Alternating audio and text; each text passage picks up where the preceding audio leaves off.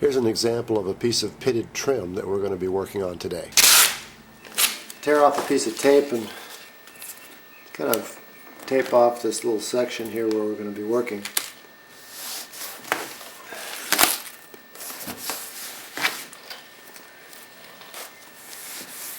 This area right in here you can see is the old surface, and this is the surface that's actually been burned off by the sun.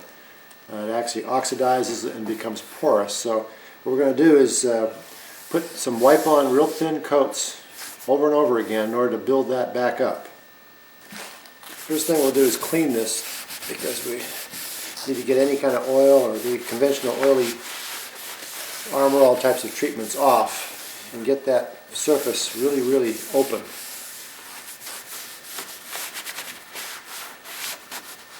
If you have to use some lacquer thinner, that's fine too. On this little side light here, if you'd like to mask that, that's fine. If you don't, we can use the cleaner, which is actually a remover that will take it off that lens without hurting the lens any. So I normally just don't really mask, but if you really want to, you can. You just dip your brush.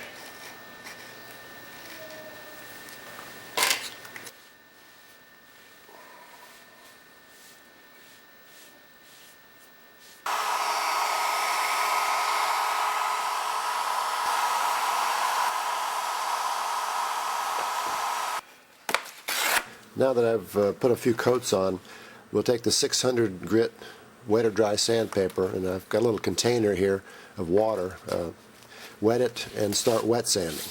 This process is pretty simple. You just coat maybe 4 or 5 coats. The coating is real thin, and sand and coat and sand until all the little surface pits have been filled in. Then we give it a final coat, and it looks really nice. It's a flexible coating, and it lasts a long time.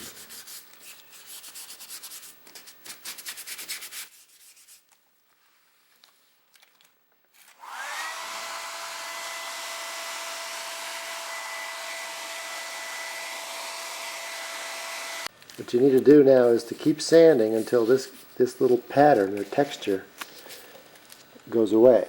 And that's, after you've done that, that's actually restored the surface of this rubber material. Keep sanding, and then if you sand through the coat, then you can keep adding more coating. You keep adding the coating and sanding until it's perfectly smooth.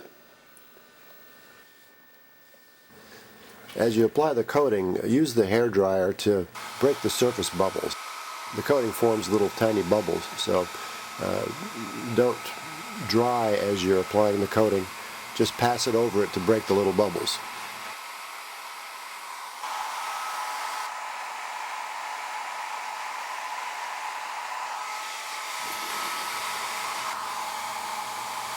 We apply a final coat now, and you can see the nice satin finish that's come up. The surface is real smooth. Again, little bubbles form, just break them with the hair dryer. At this point, they go away by themselves. Here's what we started with, and here's the end result. To remove any of the coating that's gotten onto your bumper, just apply the remover that's supplied in your kit, wait a few minutes, and wipe it right off. If you have any questions, you can give us a call at 678-978-6995.